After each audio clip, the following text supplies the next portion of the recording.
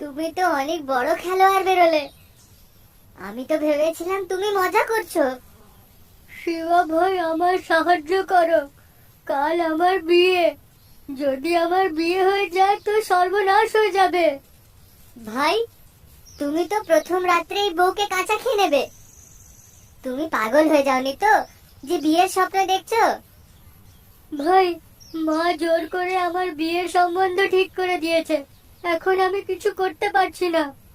তার পরের দিন শেরুর বিয়ে হয়ে যায়, আর ও চেয়েও কিছু করতে পারে না। শিবা ভাই, এখন আমি কি করি? এখন তো আমার বিয়ে হয়ে গেছে। আজ রাত্রে তো সর্বনাশ হতে চলেছে ভাই। আমার সাহায্য করো ভাই। আমি কি করি?